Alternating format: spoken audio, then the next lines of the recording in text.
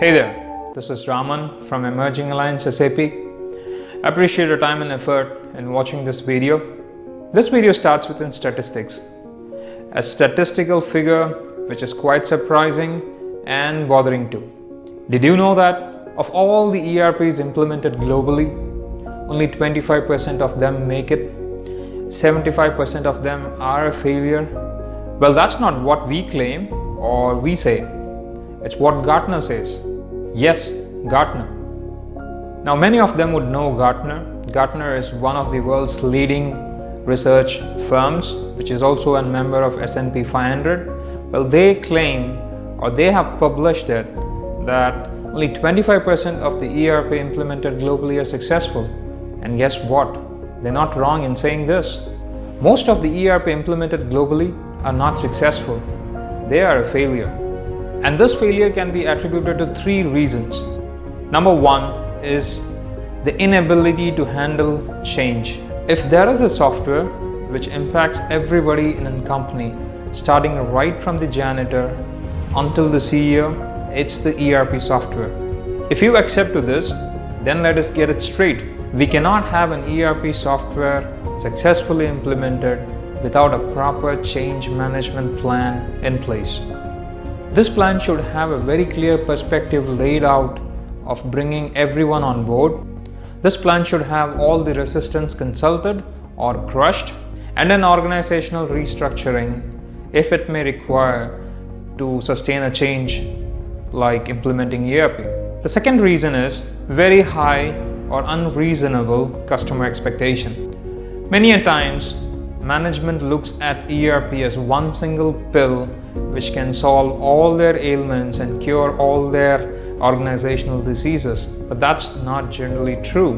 What happens most of the time is they benchmark their peers, their friends, industry stalwarts and pioneers, and they want something very similar to what they have done in their company, without understanding the background of the time taken and the efforts and resources spent to get there.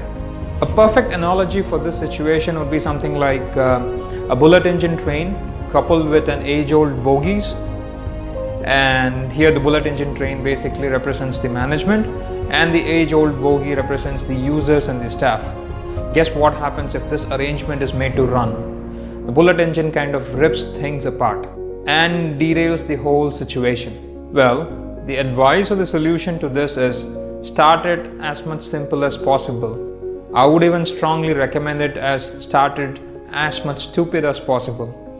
Get to a stabilization mode where things are stable and then start thinking about sophistication. The third one and the last one is your choice of your implementation partner. Your implementation partner is almost like a doctor or a surgeon who will operate the ERP change in your organization. So you better make sure that you hire the best of the lot. Please mark my words over here, even if it comes at an additional cost. Please do away with this thinking that software is software irrespective of who implements it. That's absolutely a no-no. It's wrong. Evaluation technique like size of the implementation partner, experience, etc. do not hold any good in selecting the right implementation partner for you. The best way is to have your implementation partner do a complete proof of concept for you with your data and scenarios fed into the ERP. Well, this might be a time-consuming process, but guess what? It irons out all your expectations right at the beginning and makes the scope pretty tight and clear.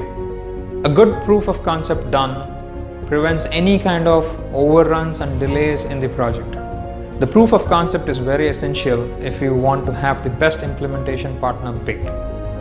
Well, these are the three key points which you need to keep in mind when you go in for an ERP, and I'm sure that you will be one of the successful companies in implementing ERP. Thanks for taking your time to watch this video. Do write to us if you have any clarifications and questions, and we will be more than happy to help you out. Thanks.